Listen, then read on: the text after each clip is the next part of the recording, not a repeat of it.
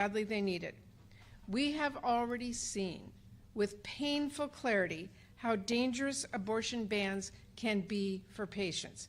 We've already seen patients pushed to the brink and even killed because they could not get the care they needed. And now Republicans are about to mark the anniversary of the Dobbs decision by taking their extremism to new heights. We are not going to be silent about this big, ugly betrayal, including what it means for reproductive rights. We're not going to be silent about Republicans' backdoor efforts to ban abortion nationwide. And we're not going to stop pushing back to make sure this bill goes nowhere except the garbage bin. Thank you, Senator Murray, who has been such a great leader on this issue, as well as Senator Baldwin. I'm proud to be joined by them and our guests from Planned Parenthood and the Guttmacher Institute. Okay. We're here today to decry the backdoor abortion ban that Republicans have put in to their reconciliation bill, to their appropriations reconciliation bill. We're going to fight it with everything we have. It is wildly unpopular with the American people. Just you look at every corner of America, and Americans want to preserve a woman's right to choose. The Dobbs case reversed that. The Supreme Court, stacked by hard right ideologues, undid the decision in the undid abortion rights in the awful Dobbs case, reversing Roe. 3 years later, 21 states following through have significantly restricted the right to choose. 14 have total abortion bans. But that's not good enough for our Republican colleagues. They want every state to have a ban. And what they do is they make abortion inaccessible to so many millions of women who want them. In states like Texas, maternal mortality is spiking. Since Dobbs, 1 in 5 people have to travel great distances across state lines and wait weeks just to get care. And just think about it. A woman, it's a difficult decision for women, many women. And then to make them travel and be alone and find a hotel room and then go to a clinic that they're not even familiar with under these traumatic circumstances, that alone is cruel enough.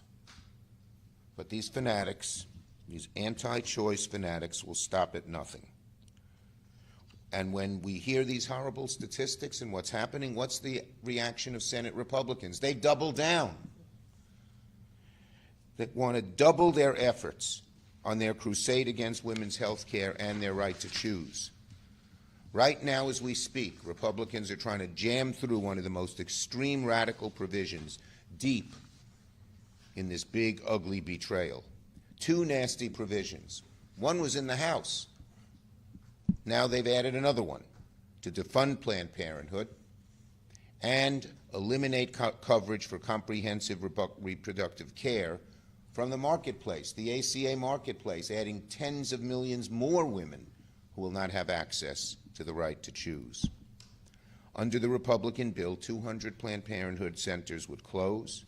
More than 90% of these closures would be in states where abortion is legal, where the voters of the state, the people of the state, have decided they want to keep the right to choose for women. So don't let Republicans try to tell you this is about states' rights. That's not what they're trying to do. This is a national bill. If they believed in state rights, they'd have no provisions, neither of these provisions in the bill. In all, under these awful provisions, 1 in 4 abortion providers nationwide would be eliminated. 1 in 4. And on ACA coverage, Republicans are trying to prevent tens of millions of Americans who get health coverage from their state marketplace from being able to access abortion. This is not alone what's bad in the bill. The Medicaid cuts are even worse. You couldn't think the House bill, you couldn't think the Senate could do worse than the House when it came to Medicaid, but they sure did. It means Republicans are looking to rip away health care from millions more Americans. The callousness doesn't stop there. They're also fighting to take Americans' rights away in terms of reproductive rights. So let's make no mistake about it. This is a backdoor abortion ban snuck into the bill by the Republican senators because they, unlike their constituencies, are vehemently anti-choice. Well, right now, Senate Democrats will fight these devastating and deadly measures with everything we got, everything, including the bird bath. One of these provisions might well be susceptible to the bird bath. We don't know, but we're certainly going to make the argument against both provisions. And they both might be susceptible, one a little more than the other. But the Senate Democrats, we stand together. We fight back against Republicans every step of the way. And because, as Abe Lincoln said, public sentiment is everything, and public sentiment is completely on our side, we will win this fight. We will never stop fighting till we do. Tammy Baldwin. Thank you, Chuck. Thank you, Mr. Leader. Good morning, and I want to start and take a moment to reflect on the events over the weekend. The senseless, abhorrent, cowardly events in Minnesota hit very close to home for my constituents who are grieving alongside our Midwestern neighbors. And sadly, for those from Planned Parenthood and the reproductive rights community, too. My heart goes out to the victims, those grieving, those fighting for their lives, and those who are scared, and anyone who's impacted by this tragedy. We are lucky for the law enforcement who put their lives on the line to apprehend the suspect and prevent further heartbreak. This kind of political violence is simply unacceptable, and it is not who we are as a country. And we must come together to condemn this kind of hate wherever it exists and remind ourselves that we are better than this. I am honored to join my colleagues and reproductive rights leaders to spotlight yet another way this Republican budget bill will take away health care from Americans and gut their right to choose. Planned Parenthood is truly a saving grace for so many in my state and across the country. For Americans, Planned Parenthood clinics, for some of them, they're the only option they have for affordable health care, for basic reproductive care, to life-saving cancer screenings. It's also often the only place women can get abortion care and control their own bodies and their own futures. In a state like Wisconsin, where we lived through 15 months with no access to abortion care because of a law passed in 1849.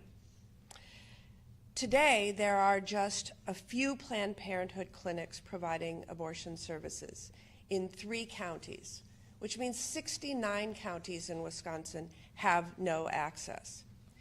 If these Planned Parenthood clinics were to close, women in my state could be left again with no other option than to leave the state just to get the care that they need.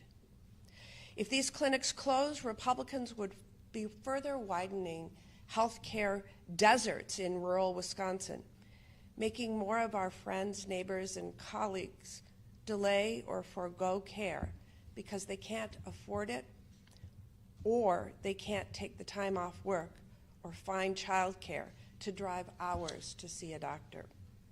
But as we all know, Planned Parenthood and places that offer reproductive care are our Republican colleagues' favorite target. They make it, Planned Parenthood, a punchline to their jokes and a subject line to their fundraising emails. What they neglect to admit is it's a lifeline for our constituents. This bill says that the mother of 3, the young woman trying to make ends meet, the veteran in need of care, and anyone else on Medicaid can't use their coverage at Planned Parenthood for annual checkups, cancer screenings, or birth control. We're not just talking about abortion. We're talking about basic health care that everyone needs and that my Republican colleagues say they support. But by doing this, they are one step closer to their North Star, a national abortion ban. So it seems they're okay with these devastating consequences. Even worse, it is also in service of finding every dollar that they can to pay for their scheme to rig the tax code for big corporations and their wealthy friends.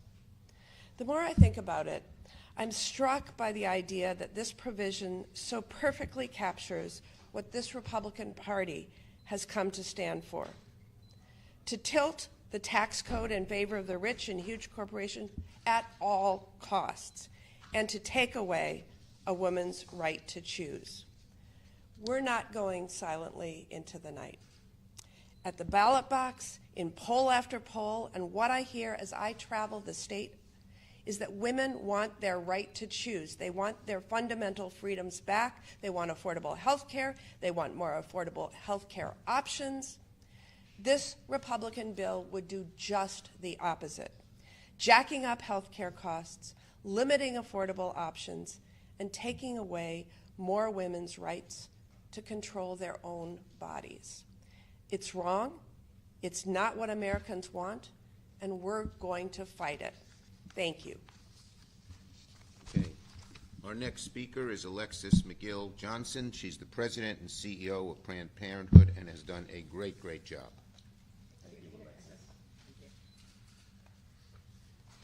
Thank you, Leader Schumer. Thank you, Senator Murray. Thank you, Senator Baldwin, for being such fierce champions today.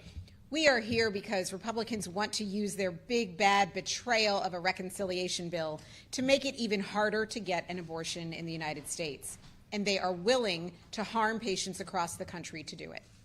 Let me explain. Last month, House Republicans voted to defund Planned Parenthood health centers. And in the coming days, it is very possible the Senate could do the same. If President Trump signs this into law, the consequences would be catastrophic. Nearly 200 Planned Parenthood health centers could close. More than 1.1 million patients could lose access to care, birth control, wellness visits, STI tests, cancer screenings, and more.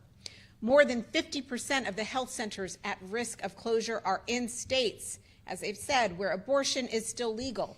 These closures could eliminate 1 in 4 abortion providers nationwide.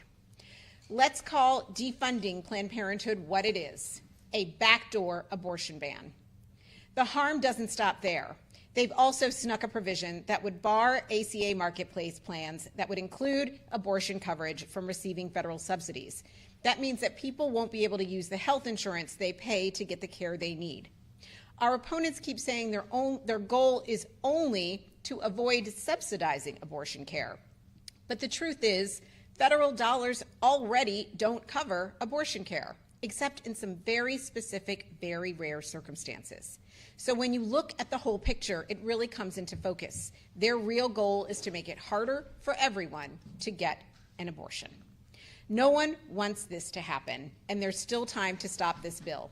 We are asking the 19 million Planned Parenthood supporters and the majority of people in this country who want abortion to be legal to stand up and make their voices heard.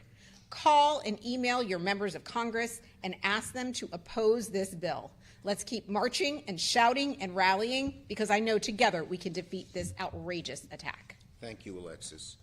Now we have Amy, who's Director of Federal Policy from the Guttmacher Institute. Amy Frederick Karnick. She'll spell it for you. Hello. My name is Amy Friedrich Karnick, and I thank Senator Schumer for having us here today. The Guttmacher Institute is a nonpartisan research and policy organization dedicated to advancing reproductive health access for all people. It is clear that this reconciliation bill could have sweeping consequences for the national landscape of reproductive health care access, serving as a backdoor abortion ban. All types of sexual and reproductive health care are inextricably linked.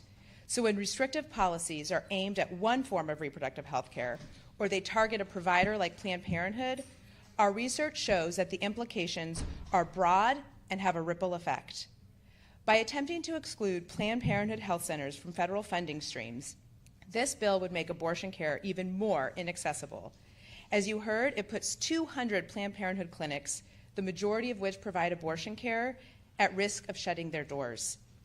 The landscape of abortion access is already incredibly fractured. 13 states are currently enforcing total abortion bans, and many others have severe restrictions, and many clinics have already been forced to close since Dobbs. And for the over 1 million people who obtained clinician-provided abortion care last year, our data demonstrate that approximately 155,000 of them crossed state lines to access this care in 2024. Closing even one clinic can impact access to care in a community, and for patients who are forced to travel. And the scale at which this reconciliation package threatens to decimate access to abortion care by discriminating against Planned Parenthood would be devastating for patients and communities around the country. It's a backdoor abortion ban. Furthermore, by excluding Planned Parenthood from federal funding streams, the entire ecosystem of family planning clinics would be impacted. Guttmacher research has demonstrated that federally qualified health centers, or FQHCs, and health departments would not be able to absorb the patients that would be in need of contraceptive care if the defund provision became law. For example, FQHCs would need to increase capacity by 56% or see an additional 1 million contraception patients. And all of that is before we get to the other provision in the bill that seeks to bar coverage of abortion care under private plans in the ACA marketplace. Abortion coverage on both public and private insurance plans is already severely limited and difficult to access. And this provision seeks to further restrict this coverage. Not only could it eliminate abortion coverage for individuals insured through the marketplace, but it could result in private insurers eliminating abortion coverage for all beneficiaries in order to avoid the burden of maintaining separate plan options. We urge senators to see this bill for what it is, a thinly veiled attempt to restrict reproductive freedom, and to oppose it. Thank you. Thank you, Amy. Okay, we'll take questions. Yes. So for the Senate GOP proposal, it includes requirements, many work requirements for able-bodied adults and those with children that are over 14 years old, whether they be working or seeking employment or volunteering or in school for 20 hours a week. What is your position on many work requirements, and do able-bodied adults need to be working or looking for employment to get covered? Look, the bottom line is that the Republicans are trying to cut Medicaid for people who need it. And the work requirements, as we saw in Georgia, do you know how many people now are on Medicaid in Georgia after they put in similar work requirements? 5,000 out of 800,000 eligible. So this is a backdoor ruse to just kick people off Medicaid. Millions of people off Medicaid. Democrats are going to fight it all the way. Anyone else? All right, I'm going to say a word or two about our meeting a few minutes ago. First, I want to say that the Capitol Hill police have been silent heroes behind the scenes keeping members safe. But we are seeing a dramatic increase in threats against senators, congressmen, public officials, and throughout America. And these attacks are not just attacks on individuals, but on democracy, on our way of life, on what we believe in, and they're an attempt to intimidate people not to do their jobs, not to run for office. It's gross, it's disgusting. We must take immediate steps to ensure the safety of members, and that includes increased funding for the Capitol Police. And there was agreement in our meeting between Democrats and Republicans that we ought to have that increased funding. The Republicans are such hypocrites. Today, the Trump administration cut the AIMED program, A-I-M-E-D. That's a program aimed to spot lone wolf actor violent people, violent extremists. Doesn't that sound exactly what like happened in Minnesota? And they're cutting it.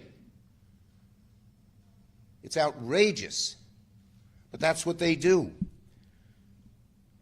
The last top officials at this program that aims to spot the so-called lone actor, violent domestic extremists were reassigned.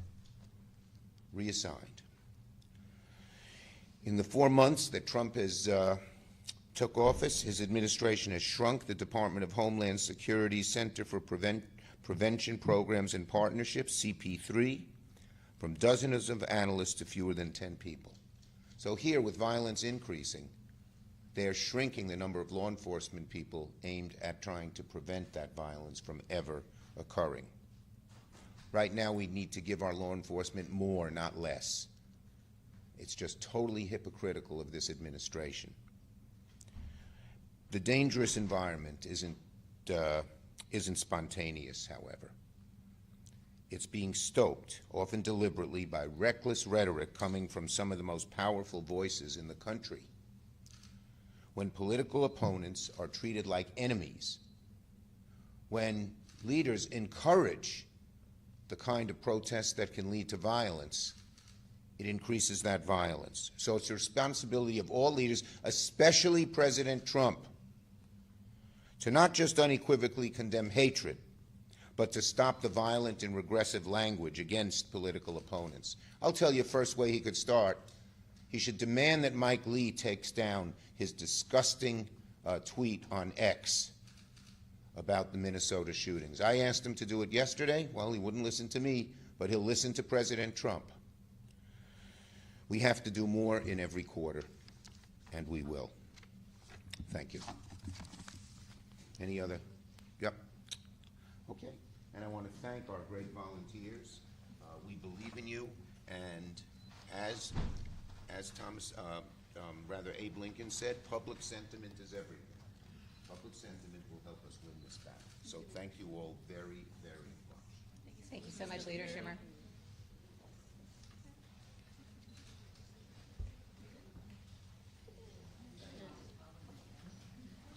Like a picture on the podium? I was like, I'm really gonna need all these photos.